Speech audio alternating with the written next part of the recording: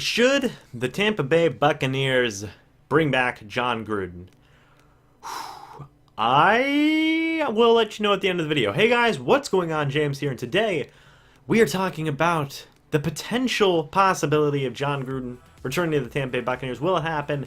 Will it not happen? What's my opinion on it? What's your opinion on it? Well, let's go through it. So, there's been a lot of clamoring about Jon Gruden returning to the Tampa Bay Buccaneers. Now, this did happen in 2012, and it also happened in 2015, but now the rumors are hotter than ever with Jon Gruden being in Hard Knocks at a very little amount, with him saying that he wants to return to coaching, as well as him being inducted into the Tampa Bay Buccaneers Ring of Honor. There is more, not wanting to return to coaching, but him saying that he misses coaching. There's a lot of embers to start this fire of Jon Gruden possibly coming back to the Tampa Bay Buccaneers. So, let me go ahead and give you a retrospective of Jon Gruden's career. So, he went 40-28 with the Raiders in the 4 seasons that he was with them. He was in the final year of his contract with the Raiders in 2002, or coming into the 2002 season. The Tampa Bay Buccaneers were 2 months into their coaching search. They thought that they were going to sign Bill Parcells to the team. Then Bill Parcells' former general manager told him to not go through with it, considering that in a couple of years the Buccaneers were going to be faced with a large amount of salary cap issues, and they would be paying too many veterans too much money. So Bill Parcells backed out, and the Bucs were desperate for a head coach. So, this eventually led to the trade of Jon Gruden. Now, I don't have the details of the trade on me right now in my notes, but however, I'm sure you guys can look them up. They did give up a lot, though. I believe they gave up a first round, a couple of first rounders, a couple of second rounders, and maybe a third. The point is that they gave up a lot for Jon Gruden in the 2002 season, and right away, initially, it did work. His first season, they went 12-4. They had the #1 defense, and they won the Super Bowl. Now, a lot of people give this Super Bowl credit to Tony Dungy and Jon Gruden, saying, or not, Tony Dungy and Monty Kiffin, saying that was their defense. I believe Monty Kiffin was still on the team when this happened, when he was the head coach, but still, you get the point. A lot of people were saying, well, this was Tony Dungy's team, Jon Gruden took it and won a Super Bowl.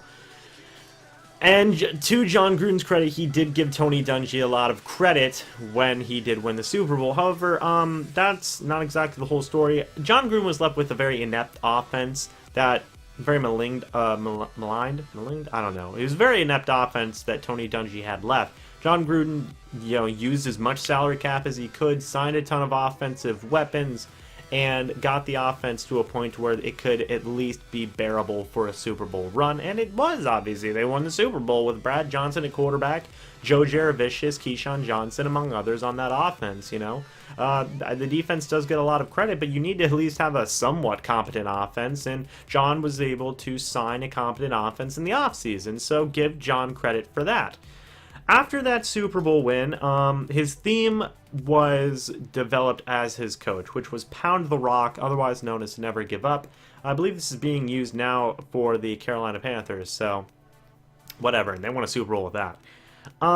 So after the 2002 season, they ended up not making the playoffs in the 2003 season, in large part due to injuries and cap issues, as the former general manager of Bill Parcells predicted. So Jon Gruden was kind of in a rough situation due to the financial decisions of the past and injuries. So obviously, if he's not in a good position, he's not going to have if he's not, it's hard. It's hard. If Bill Belichick had a ton of injuries, and whatnot to really keep players on his team, and it might be tough for him too, I don't know.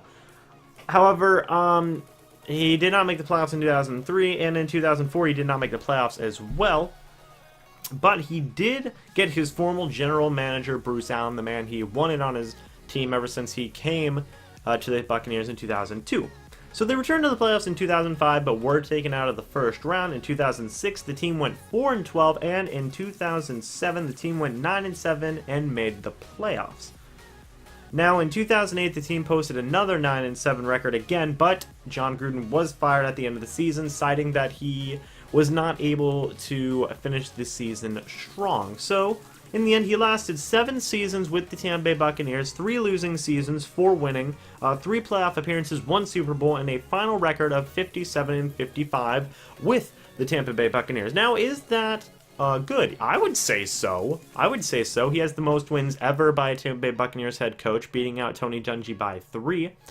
And since then, the Buccaneers have not exactly been in the best place, so to speak. If we go ahead and look, let me see. Tony Dungy was there 4 less seasons, yes.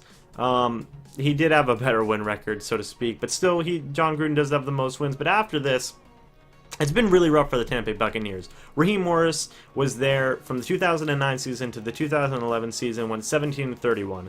Next was Greg Schiano, the 2012 season to the end of the 2013 season. He was 11-21. Lovie Smith, the 2014 season and 2015 season he was there, he went 8-24. And right now, Dirk Cutter was there the 2016 season and the 2017 season. He's 9-7 and is currently 2-5. So the question becomes, should the Buccaneers do this? Obviously, ever since Jon Gruden has left, they've had a litany of head coaches. They've had multiple head coaches, and none of them have seemed to work.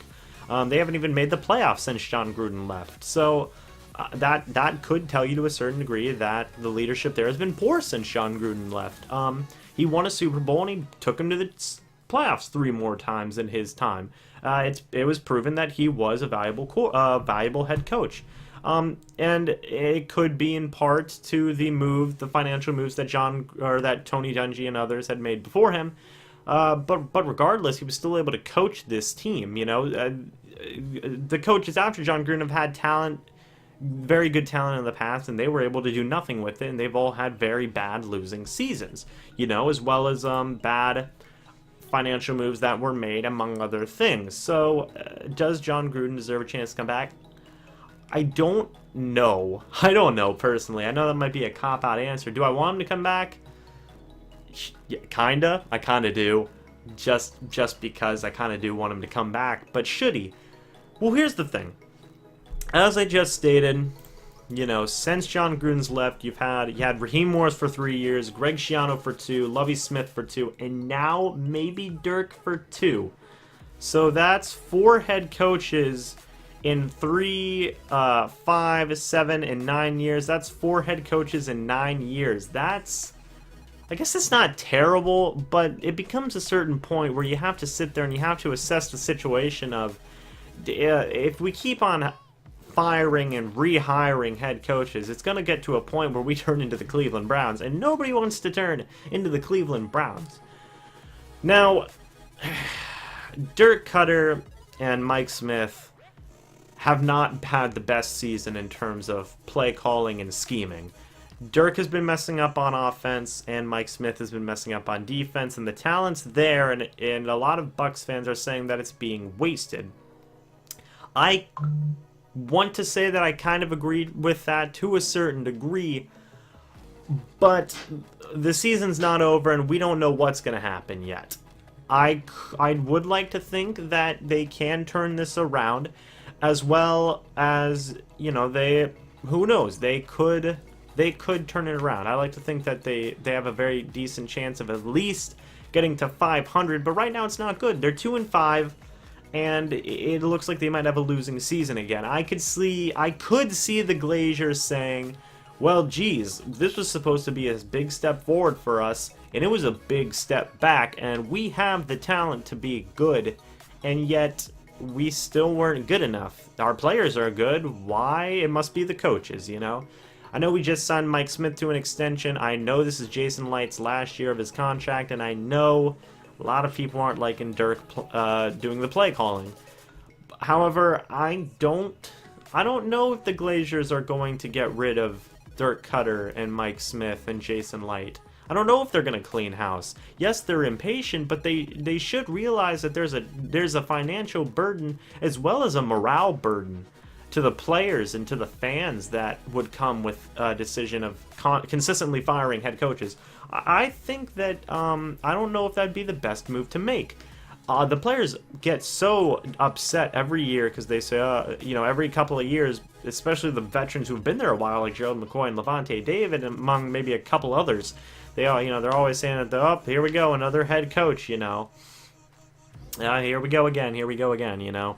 However, I think that if they do get rid of Dirk Cutter and Mike Smith and Jason Light and just gut the entire front office again, I think that Jon Gruden might very well be the best option.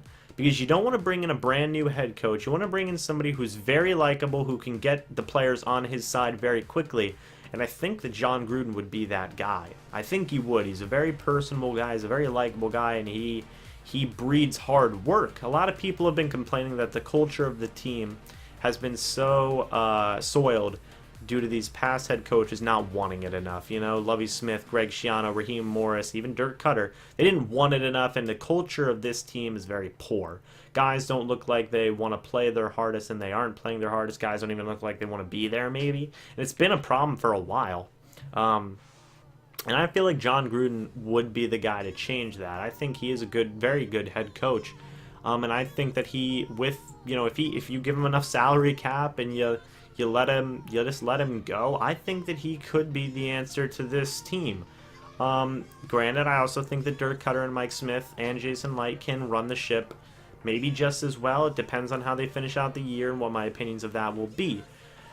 However, I do know that their first season, 9-7, was good, but obviously right now they have taken a big step back instead of the expected big step forward. So, bottom line, do I think Jon Gruden will be hired by the Tampa Bay Buccaneers at the end of the season? No, not at this time. I do believe that they will be keeping Mike Smith, they will be keeping Dirk Cutter, and they will be keeping Jason Light, just for the sake of consistency, in my opinion. And I know that's not exactly the best call to make, but it might be a call that they have to make, you know. I know that fans would be upset with it, but I know players might like that a great deal. I know players would probably care about that. I know incoming free agents would probably care about that. And just for the sake of continuing consistency's sake, you know, I could see them sitting down Mike Smith and Dirk Cutter and Jason Light, the owners, and saying, we need to get our stuff together. This season is your last chance. I could see that happening. However, on the other end of the spectrum, the Glazers are very impatient, and I could see them firing Dirk Cutter and begging Jon Gruden to come back. You know, it could go either way, but in my opinion, I feel that Dirk Cutter, Mike Smith, and Jason Light are all going to stay. I feel like they've semi-proven that they can do okay, or they've proven that they can at least do decent, so I think that that's good enough for the owners, and I think that they're all going to stay. But, you know, let me know what you guys think about the whole Jon Gruden situation down in the comment section below. Me, personally, I think it'd be fun if he came back. You know, he's a very good coach, and I think that the players would like him. So if there was ever a coach to replace Dirk Cutter in terms of, like, immediate results, I think Jon Gruden would be the guy, and I could see a scenario where that happens. But let me know what you guys think about the whole Jon Gruden situation down in the comment section below. Love to hear your opinions about it. And as always, guys, I will see you in the next video, but until then, goodbye for now, guys.